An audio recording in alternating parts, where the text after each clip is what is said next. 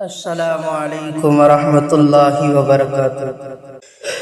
University میں عموماً طلبا کسی نہ کسی لڑکی کو منہ بولی بہن بنا لیتے ہیں، جبکہ بعض اوقات لڑکیاں بھی کسی لڑکے کو منہ بولا بھائی بنا لیتی ہیں۔ یہ کلچر اب بہت تیزی سے معاشرے میں پھیل رہا ہے۔ اب تو لڑکا لڑکی ایک دوسرے کے ساتھ مل کر چپک کر بیٹھنا، ایک دوسرے کی گود میں سر رکھنا، ایک دوسرے کے گلے میں ہاتھ ڈالنا، فلاں فلاں ڈیش ڈیش وغیرہ وغیرہ۔ اگر کوئی ٹیچر یا کلاس میٹ پوچھ لے یہ کیا حرکت ہے تو وہ بڑی معصومیت سے جواب دیتے ہیں کہ ہم دونوں بہن بھائی ہیں۔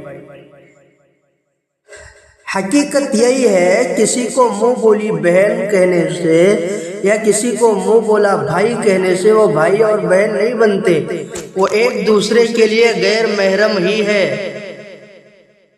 ان کا ایک دوسرے کو ٹچ کرنا، مل کر بیٹھنا، ہنسی مذاق کرنا، بے پردہ سامنے آنا حرام ہے، حرام۔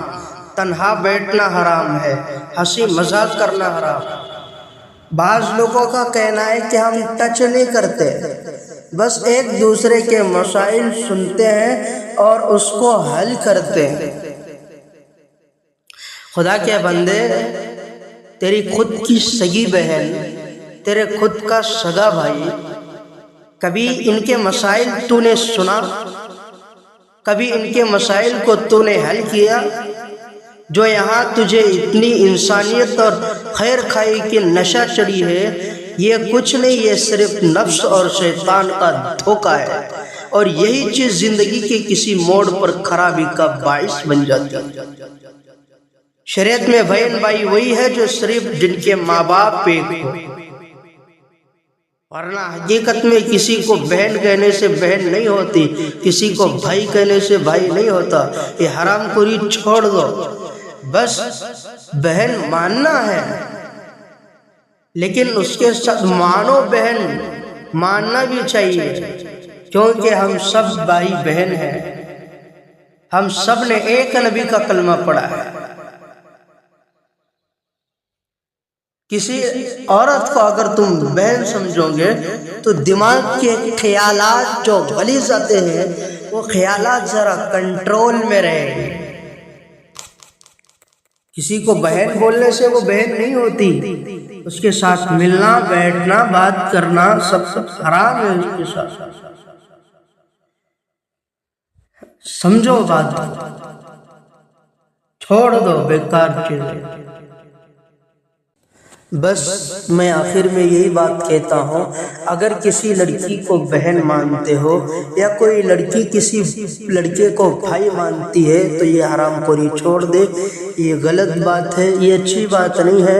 اگر تم اسی طریقے سے ملتے رہو گے اور اسی طریقے سے گود میں سر رکھ کر سوتے رہو گے اور اسی طریقے سے ہنسی مذاق کرتے رہو گے تو میں اس بات کی قسم اٹھاتا ہوں کہ یہی چیز تمہیں زنا تک پہنچائے۔ جب انسان بالغ ہونے کے بعد کسی لڑکی کے گود میں سر رکھتا ہے یا کسی لڑکی کے قریب ہو جاتا ہے، اس کے خیالات کنٹرول سے باہر ہو جاتے ہیں، اور اس خیالات کو کنٹرول کرنا اس کی بس کی بات نہیں ہوتی۔ اللہ تعالیٰ سے ہمیشہ دعائیں کرتے رہے کہ اللہ تعالیٰ ہماری نظر کی حفاظت فرمائے، اللہ تعالیٰ ہماری نگاہوں کو پاک فرمائے، اللہ تعالیٰ ہم سب کو برے خیالات سے، گندے اور غلیظ خیال سے ہماری حفاظت فرمائے۔ وآخر دعوانا الحمد للہ رب العالمین۔ جس کی سنت باقی ہے وہ سنت ادا کرے۔